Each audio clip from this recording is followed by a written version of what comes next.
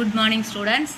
Last class la நம்ம statement of affairs opening capital closing capital கண்டுபிடிச்சு அதுக்கப்புறம் அந்த இயர்னுடைய profit and loss எப்படி கால்குலேட் பண்ணுறது அப்படிங்கிறத நம்ம பார்த்தோம் இல்லைங்களா.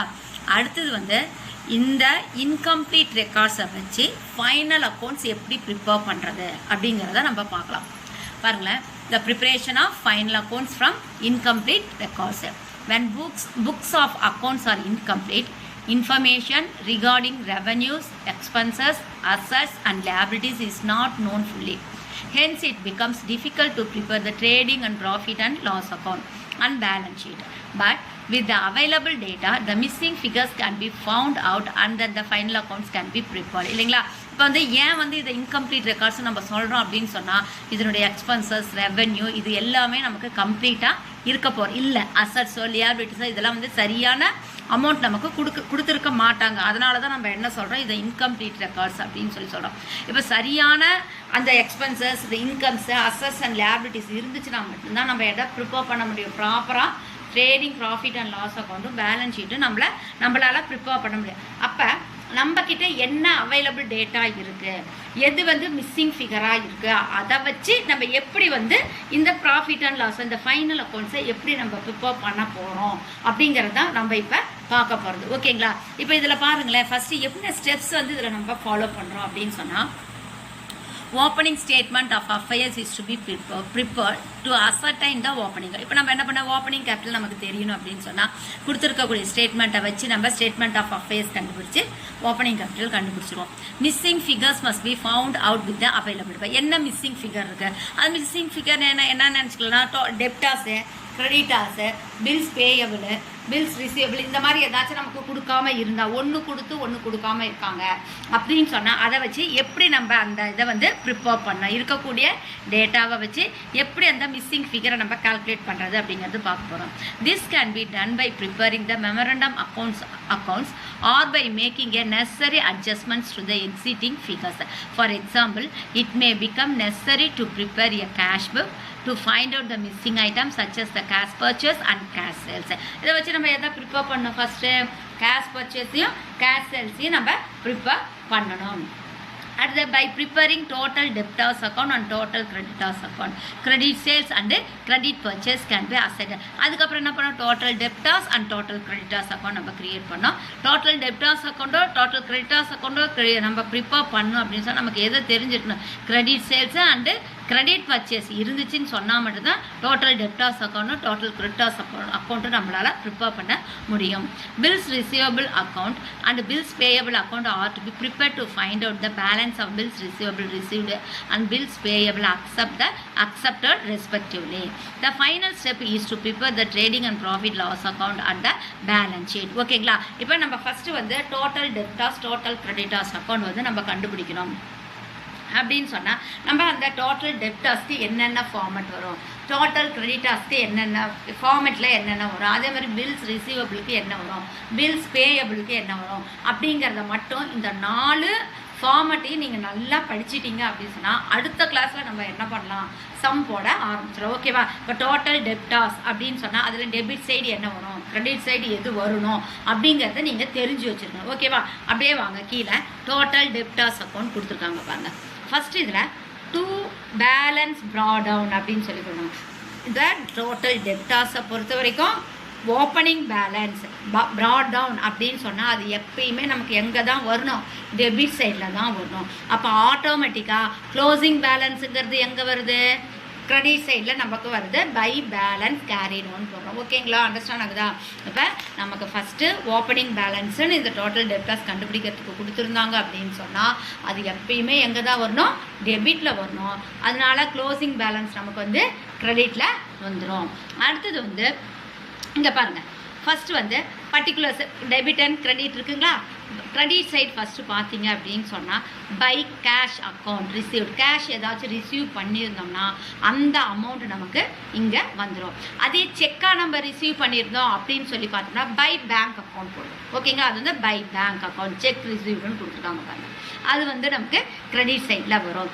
அதே வந்து இந்த செக் ரிசீவ் பண்ண செக்கை நம்ம பேங்க்கில் போட்டதுக்கு அப்புறம் டிஸானர் ஆணுச்சு அப்படின்னு சொன்னால் டிஸானர் ஆனதை நம்ம எங்கே காமிக்கிறோம், டெபிட் சைடு காமிக்கிறோம். ஓகேவா, அண்டர்ஸ்டாண்ட் ஆச்சா? ஃபஸ்ட்டு கேஷ் ரிசீவ்டு டெஃபினட்டாக எங்கே தான் வருது, அந்த இதில் வந்து டோட்டல் டெப்டாஸ் அக்கௌண்ட்டில் கிரெடிட்டாஸ் சைடு தான் வருது. அதுலேயே வந்து செக்காக ரிசீவ் பண்ணியிருந்தோம் அப்படின்னு சொன்னால் பை பேங்க் அப்படிங்கிறது நமக்கு கிரெடிட்டில் வருது. அந்த செக்கு சப்போஸ் டிஸானர் ஆச்சுன்னா தான் அதை நம்ம எங்கே கொண்டு வருவோம், டெபிட் சைடில் நம்ம கொண்டு வந்து காமிப்போம்.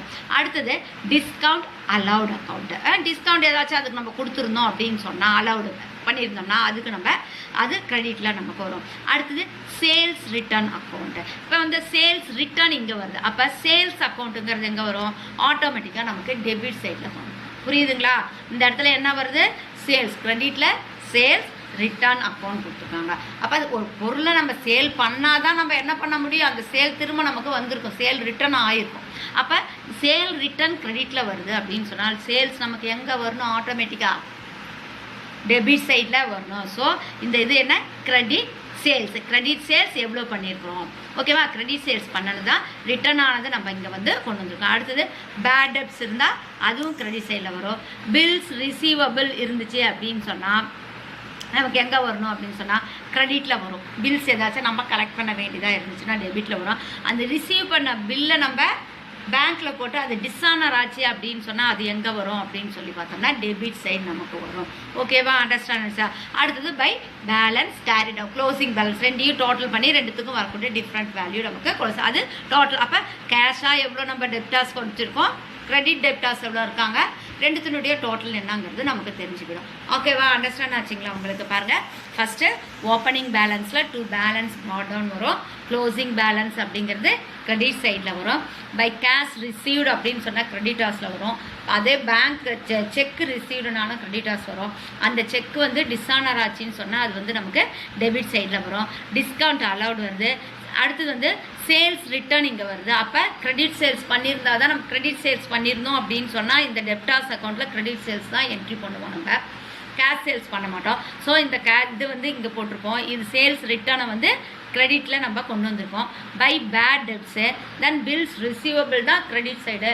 இந்த பில்லு டிஸானர் ஆச்சு அப்படின்னு சொன்னால் எங்கே வரும் நமக்கு, அது டெபிட் சைடில் நம்ம கொண்டு வந்து காமிப்போம். ஓகேவா, அண்டர்ஸ்டாண்ட் வச்சுங்களா? இந்த ஃபார்மேட்டு எது வரும், ஃபஸ்ட்டு என்ன வரும், டெபிட் சைடு எடுத்தால் balance brought on to sales account, அதாவது credit sales, to bank account cheque dishonour ஆச்சு அப்படின்னா to bills receivable account, bills dishonour ஆச்சுன்னா அது இங்கே வரும். அதே வந்து கிரெடிட் சைடு எடுத்துட்டா by cash account, by bank அக்கௌண்ட்னா செக் ரிசீவ் பண்ணியிருந்தா பை பேங்க் அக்கௌண்ட் போடுவோம். Discount allowed, sales return, bad debts, bills receivable, bills receive பண்ணியிருந்தோம்னா மீதி ரெண்டுக்குள்ள டிஃப்ரெண்ட் நமக்கு க்ளோசிங் பேலன்ஸ் அப்படின்னு சொல்லி வந்தது. ஓகேவா, அண்டர்ஸ்டாண்ட் ஆச்சுங்களா? அடுத்தது பாரு, இதை முடிச்சுட்டு நம்ம என்ன பண்ணுவோம் அப்படின்னு சொன்னால் format of the bills receivable account. Bills receivable அக்கௌண்ட்டை பொறுத்த வரைக்கும் ஃபஸ்ட்டு வந்து என்ன வரும், அதே மாதிரி தான் balance product, opening balance, bills ரிசீவபிள்னுடைய ஓப்பனிங் பேலன்ஸ், க்ளோசிங் பேலன்ஸ்னால் கிரெடிட் சைடு நமக்கு வரும். இப்போ இதில் கிரெடிட் சைடில் என்னென்ன வரும் பாருங்கள், by cash or bank account, bills receivable honour பண்ணுறதா இருந்துச்சு அப்படின்னு சொன்னால் நமக்கு என்ன வரும் அப்படின்னு சொன்னால் கேஷ் ஆர் பேங்க் அக்கௌண்ட். அது sundry debtors accounts, bills receivable dishonour. இங்கே பாருங்கள், சன்ட்ரி டெப்டாஸ் அக்கௌண்ட் போட்டிருக்கோம். பில்ஸ் ரிசீவபிளாக இருந்துச்சுன்னா பில்லை நம்ம ரிசீவ் பண்ணியிருந்தோம் அப்படின்னு சொன்னால் அதை எங்கே கொண்டு வரணும், நம்ம டெபிட் சைட் கொண்டு வருவோம். அந்த பில்ஸ் வந்து டிஸானர் ஆச்சு அப்படின்னு சொன்னால் பை சன்ட்ரி டெப்டாஸ்ன்னு ப்ராக்கெட்டில் நமக்கு தெரியறதாக பில்ஸ் ரிசீவபிள் டிஸானர்னு சொல்லி அதை கிரெடிட் சைடில் நம்ம காமிப்போம். ரெண்டுக்கும் உள்ள பேலன்ஸ் நமக்கு க்ளோசிங் பேலன்ஸ். ஓகேங்களா, என்னென்ன வரும், இப்போ டெபிட் சைடு எடுத்தோம்னா ஓப்பனிங் பேலன்ஸை, பில்ஸ் ரிசீவபிள்னுடைய ஓப்பனிங் பேலன்ஸை சன்ட்ரி டெப்டாஸை பொறுத்த வரைக்கும் என்ன அப்படின்னா பில்ஸ் ரிசீவபிள் ரிசீவ்டு பண்ணுறதா இருந்துச்சுன்னா அது கிரெடிட் சைடு எடுத்துகிட்டு by cash or bank account bills ரிசீவபிளை வந்து பில்ஸாக நம்ம வாங்கிக்கும் போது அடுத்து சன்ட்ரி டெப்டாஸு அண்ட் சப்போஸ் அந்த பில்ஸ் வந்து டிஸானர் ஆச்சு அப்படின்னு சொன்னால் அதை கொண்டு வந்துடும் பை க்ளோசிங் பேலன்ஸ், அதை பை பேலன்ஸ் கேரி டவுன் கொண்டு வரும். போட்ட பில்ஸ் ரிசீவபிளுக்கு இது மட்டும் 5 ஐட்டம் மட்டும்தான் உங்களுக்கு வரும். ஓகேங்களா? அடுத்து நெக்ஸ்ட் பாருங்க, டோட்டல் கிரெடிட்டார்ஸ் அக்கௌண்ட்.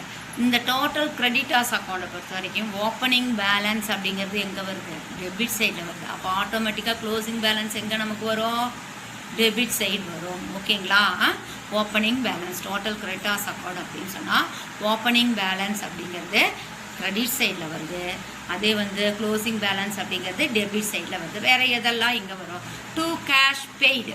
அங்கே என்ன பார்த்தோம் நம்ம டோட்டல் டெப்டாஸில்? கேஷ் ரிசீவ்டு பார்த்தோமா? எங்கே பார்த்தோம்?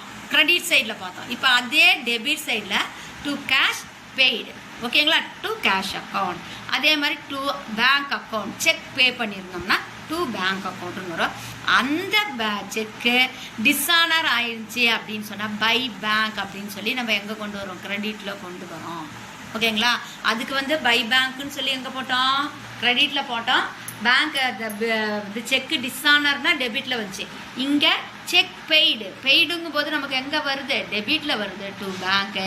அதே பை பேங்க்கு செக்கு டிஸானராக இருந்தால் டிஸானரான அமௌண்ட்டு நமக்கு இங்கே வரும். அடுத்தது to bills payable. Bills accept பண்ணிக்கிட்டோம் அப்படின்னு சொன்னால் இது பில்ஸ் பேயபிள்.